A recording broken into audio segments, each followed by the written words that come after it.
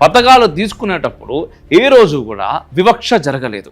ప్రభుత్వం మతం అడగలేదు. కానీ అదే నోటితో సోషల్ మీడియా వేదికల మీద మేం మోదీని క్షమించాం, వేసేస్తాం అనే నరేటివ్లు వినిపిస్తా ఉంటే చిన్న బచ్చగాళ్ళతో మొదలు పెడితే పెద్దోళ్ళ దాకా. मोदी जी राशन भी दे, मोदी जी पैसे भी दे, मोदी जी रोजगार भी दे, पढ़े लिखे नहीं हो, ये 8वीं पढ़े।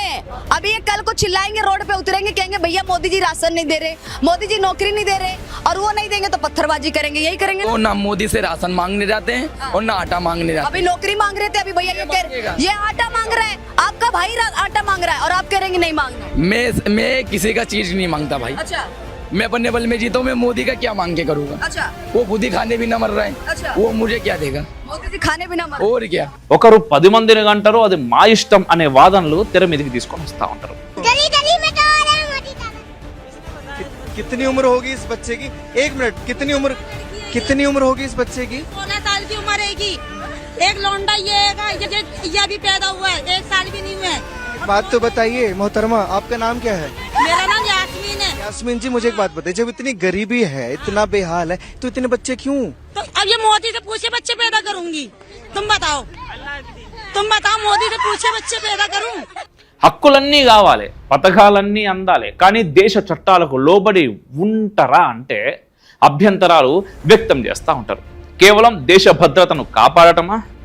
దశాబ్దాలుగా ముస్లిం మహిళలను వేధిస్తున్నటువంటి ట్రిపుల్ తలాక్ లాంటి దురాచారాన్ని చట్టబద్ధంగా రద్దు చేసుట, లేక ఏ ఒక్క మత వివక్ష లేకుండా అర్హులైన ప్రతి ముస్లిం కుటుంబానికి సంక్షేమ పథకాలు అందించడమా? ఈరోజు సోషల్ మీడియా సృష్టిస్తున్నటువంటి నరేటివ్ వెనుక ఉన్న అసలు నిజాలేంటివి? పథకాల లబ్ధి పొందుతూ మోదీ వ్యతిరేకతను ఎందుకు నరనరాన జీర్ణించుకుంటున్నారు? ఈ విచిత్రమైన నరేటివ్ వెనుకున్నటువంటి రాజకీయాలు, వాస్తవాలను ఈరోజు మనం 3 ఎన్నికల మేనిఫెస్టోలో 10 ఏళ్ల ప్రభుత్వ అధికారిక ఆధారాలతో విశ్లేషిద్దాం. నమస్తే, వెల్కమ్ టు రిఫ్లెక్షన్. నేను మీ అమోఘ్ దేశపతి.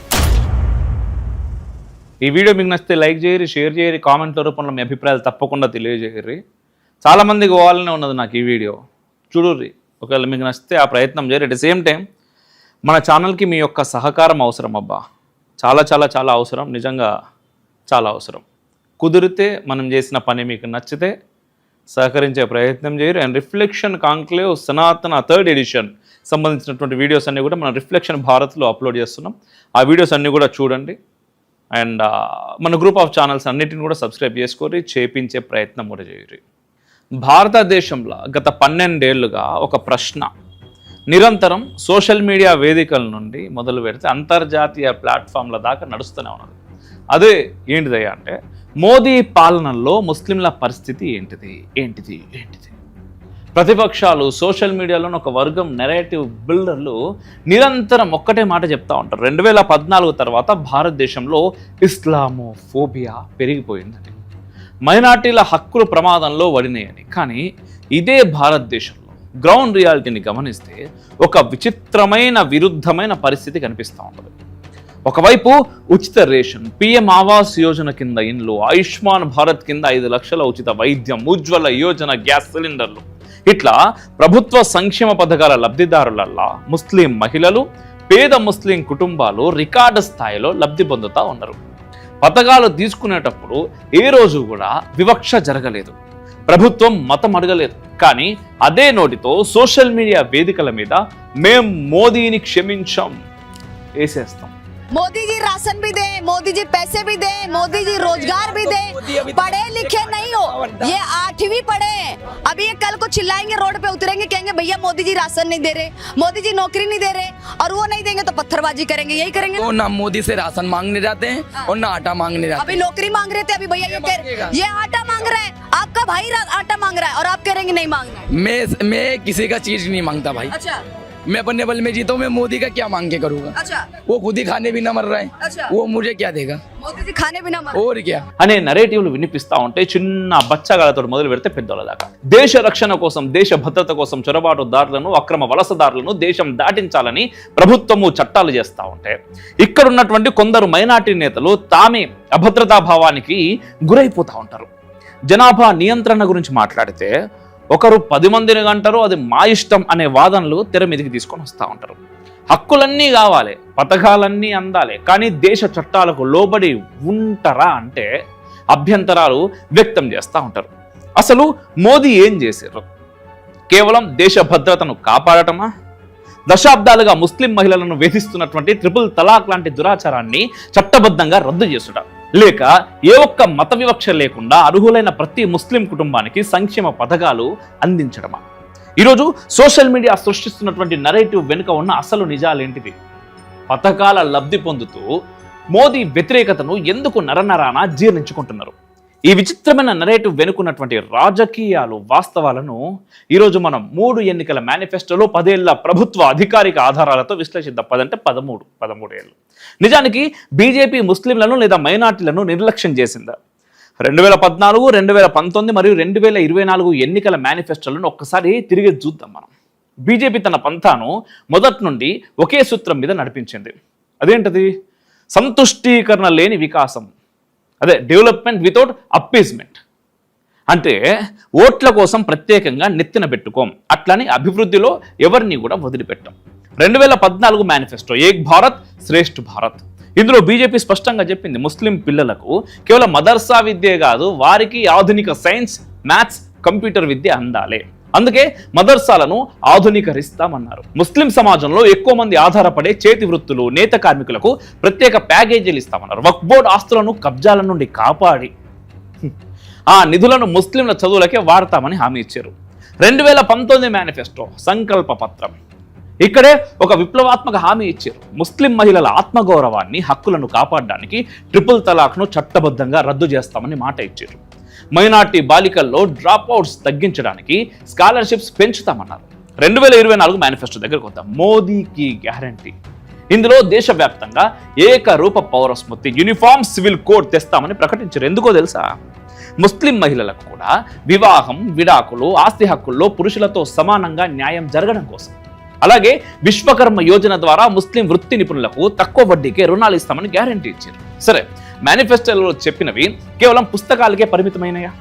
మోదీ ప్రభుత్వం ముస్లింల కోసం గ్రౌండ్లో ఏం చేసిందో ఇప్పుడు ఒక్కసారి మనం అధికారిక చట్టాలు, ఆధారాలతో చూద్దాం విత్ ప్రూఫ్స్. 1. ట్రిపుల్ తలాక్ రద్దు చట్టం 2019. ముస్లిం సమాజంలో ఒక మహిళ జీవితాన్ని క్షణాల్లో నరకం చేసే తక్షణ ట్రిపుల్ తలాక్ పద్ధతిని మోదీజీ ప్రభుత్వం చట్ట విరుద్ధం చేసింది. అలా చేసిన వారికి 3 ఏళ్ల జైలు శిక్ష విధించేలా చట్టం తీసుకొని వచ్చింది. కేంద్ర న్యాయ మంత్రిత్వ శాఖ గెజెట్లోని Muslim women protection of rights on marriage act 2019 దీనికి సజీవ సాక్ష్యం. దీనివల్ల లక్షలాది మంది ముస్లిం కూతుళ్ల జీవితాలకు సామాజిక భద్రత దొరికింది. 2. మహ్రం నిబంధన రద్దు, హజ్ విప్లవం. గతంలో ఒక ముస్లిం మహిళ హజ్ యాత్రకు పోవాలంటే తోడుగా భర్తో, కొడుకో ఉండాలనే నియమం, మహ్రం ఉండేది.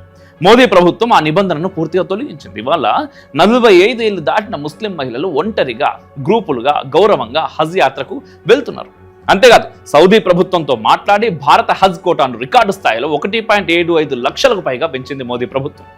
దీని రికార్డులు హజ్ కమిటీ ఆఫ్ ఇండియా వెబ్సైట్లో మీరు చూడొచ్చు. 3. వక్ఫ్ ఆస్తుల ఆన్లైన్ రికార్డులు. ఎన్నో ఏళ్లుగా వక్ఫ్ బోర్డు భూములు కబ్జాలకు గురవుతుంటే ముస్లిం నేతలు పట్టించుకోలేదు. కానీ మోదీ ప్రభుత్వం తెచ్చిన డిజిటలైజేషన్ ద్వారా లక్షలాది వక్ఫ్ ఆస్తులను కంప్యూటరైజ్ చేసి జియో ట్యాగింగ్ చేశారు. లైవ్ డేటాను ఎవరైనా WAMSI లో చూడొచ్చు కూడా. యాక్చువల్గా వక్ఫ్ గురించి మనం గతంలో చాలా మాట్లాడుకున్నాం, తర్వాత వీడియోలో చాలా మాట్లాడదాం, చెప్తాను నేను దాని గురించి పూర్తి వివరాలు. ఇంకా 4th వన్, ఆర్థిక విద్యా సాధికారిత. హునర్ హాత్ ద్వారా లక్షలాది ముస్లిం హస్తకళాకారులకు ఉపాధి దొరికింది. బేగం హజరత్ మహల్ స్కాలర్షిప్, నయా సవేరా పథకాల ద్వారా కోట్లాది రూపాయల నిధులు నేరుగా ముస్లిం విద్యార్థుల బ్యాంకు ఖాతాల్లోకి పోయినాయి. కేంద్ర మైనార్టీ వ్యవహారాల మంత్రిత్వ శాఖ నివేదికలే దీనికి నిదర్శనం. ఇవన్నీ ఒక ఎత్తైతే మోదీ ప్రభుత్వం చేసిన అతిపెద్ద పని సబ్కా సాత్ సబ్కా వికాస్. దేశంలో పేదరికానికి మతం లేదు. ప్రభుత్వం ఉచితంగా 5 కిలోల రేషన్ ఇస్తున్నప్పుడు ఏ ముస్లిం కుటుంబాన్ని వదిలిపెట్టలేదు. PM ఆవాస్ యోజన కింద ఇల్లు కట్టిస్తున్నప్పుడు ముస్లింల కాలనీలకు ప్రత్యేకంగా నిధులు వచ్చినాయి. ఆయుష్మాన్ భారత్ హెల్త్ కార్డు ఇస్తున్నప్పుడు మతం అడగలేదు. నీతి ఆయోగ్ నివేదికల ప్రకారం ముస్లిం జనాభా ఎక్కువగా ఉన్న వెనుకబడిన జిల్లాల్లో, ఆస్పిరేషనల్ డిస్ట్రిక్ట్స్ ఈ పథకాల ద్వారా లబ్ధి పొందినటువంటి వారిలో ముస్లిం కుటుంబాల శాతమే చాలా ఎక్కువగా ఉంది. మరి ఇన్ని వాస్తవాలు కళ్ళ ముందు కనిపిస్తూ ఉంటే సోషల్ మీడియాలో ఇస్లామోఫోబియా ఇండియాలో అనే నెరేటివ్ ఎందుకు వస్తూ ఉన్నది? ఎందుకంటే ఈ దేశంలో చట్టం అందరికీ సమానంగా వర్తిస్తుంది అంటే కొందరికి నచ్చతలేదు. దేశ రక్షణ కోసం అక్రమ వలసదారులను, చొరబాటుదారులను ఏరి పారేస్తుంటే దాన్ని ముస్లిం వ్యతిరేకతగా చిత్రీకరిస్తున్నారు. దేశంలో జనాభా నియంత్రణ ఉండాలి, అందరికీ ఒకే చట్టం ఉండాలి. అది యూసీసీ అంటే మేం ఒకరు 10 మందిని అంటాం, మా పర్సనల్ లాస్ మాకు ముఖ్యం అంటూ కొందరు దేశ ప్రయోజనాల కంటే మత ప్రయోజనాలకే పెద్దపీట వేస్తా ఉన్నారు. ప్రభుత్వ పథకాల లబ్ధి అంతా కావాలి, రోడ్లు, ఇల్లు, రేషను, వైద్యం అన్నీ మోదీ ప్రభుత్వం ఇవ్వాలి. కానీ దేశ భద్రత విషయానికి వస్తే మాత్రం మేం మోదీని క్షమించం అంటారు. ఇది ముస్లింల అభద్రతా భావం కాదు, ఇది ఒక ఓటు బ్యాంక్ రాజకీయం. సోషల్ మీడియా సృష్టిస్తున్నటువంటి ఈ విషపూరిత నెరేటివ్ను అస్సలు నమ్మకూర్రి. గ్రౌండ్ రియాలిటీని, వాస్తవాలను గమనించుర్రి. ఒకసారి ఈ వీడియోలన్నీ చూడండి, ఏం మాట్లాడుతున్నారు. చిన్న చిన్న పిల్లలు, 2 సంవత్సరాలు 3 సంవత్సరాల పిల్లల దగ్గర నుంచి స్కూలు, కాలేజీ, ఆ తర్వాత డిగ్రీ హోల్డర్స్, పిహెచ్డి హోల్డర్స్, డాక్టరేట్లు తీసుకొని రాజకీయ నాయకులు అంటే వాళ్ళ రాజకీయ లబ్ధి కోసం మాట్లాడతారు ఏది పడితే అది. ఆ వలలో చిక్కులుతున్నారు, ఆ వలలో చిక్కిపోతున్నారు. ఎవరు? వీళ్ళంతా. సో ఈ నరేటివ్ ఎవరికి నష్టం చేస్తుంది, ఎవరికి నష్టం చేస్తున్నది ఒక్కసారి గమనించరు. ఈ దేశం నష్టపోతున్నది, ఈ దేశం నష్టపోతున్నది. ప్రపంచమంతటా కూడా ఈ నరేటివ్ని పెంచి పోషిస్తున్నది. ఒక్కసారి మీరు గూగుల్ చేసి చూడర్రి, మోదీ ఆన్ ముస్లిమ్స్ అని వస్తుంది. మోదీ మాట్లాడినటువంటి మాటలు ఏంటి, వీళ్ళు చెప్తున్నటువంటి ముచ్చట్లు ఏంటివి, ఈ 13 సంవత్సరాలలో అసలు భారతదేశంలో ఏదో జరిగిపోతున్నది. ఏం జరుగుతున్నది? భారత్ అభివృద్ధి వైపుకు నడుస్తున్నది. అభివృద్ధి చెందుతున్న దేశము అని మా తాత చదివిండు, మా నాన్న చదివిండు, నేను చదివిన తర్వాత నా పిల్లలు, ఆ తర్వాత వాళ్ళ పిల్లలు కూడా అదే చదవకుండా భారత్ అభివృద్ధి చెందిన దేశంగా నిలబడబోతున్నది. భారత్ మరోసారి విశ్వ గురువు కాబోతున్నది. ఇట్లా కావద్దని చెప్పేసి ప్రపంచం మొత్తం కూడా ఒక నెరేటివ్ను బిల్డ్ చేస్తున్నది. భారత్లో అస్థిరతను నెలకొల్పాలి అనుకుంటున్నది. దానికి పావులుగా ఎవరిని వాడుకుంటున్నది? మనల్నే వాడుకుంటున్నది. మనల్నే వాడుకొని మన మధ్యలో ఎన్ని గొడవలు కావాలనో అన్ని గొడవలు పెడుతున్నది. హిందూ ముస్లిం దానిలో ఫస్ట్ దాంట్లో. ఎందుకంటే ఇది ఇప్పుడు కాదు, విభజించు పాలించు అనేటటువంటి నెరేటివ్ ఎప్పటి నుంచో ఉన్నది. సో దాంట్లో భాగంగా హిందూ ముస్లిం నెరేటివ్, తర్వాత హిందువుల్లో కులాల మధ్యలో కచ్, ఆ తర్వాత ప్రాంతాల మధ్యలో, ఆ తర్వాత భాషా వైరుధ్యాల మధ్యలో. సో రాజకీయాలకు కావాలి, కాదేది కవిత కనర్హం అన్నట్టు ఇక్కడ రాజకీయ నాయకులకు మనల్ని విడగొట్టడానికి ఏది కూడా ఏమంటారు, కాదేది రాజకీయ నాయకులకు లబ్ధికి అనర్హం అన్నట్టు. సో దీంట్లో పావుల మనం అవుతున్నాం. కాకుండా ఉండాలంటే కొంచెం బుర్ర ఉపయోగించాలి. ఆ బుర్రను ఉపయోగించే ప్రయత్నం మనం అందరం చేద్దాం. జై హింద్, మేరా భారత్ మహాన్.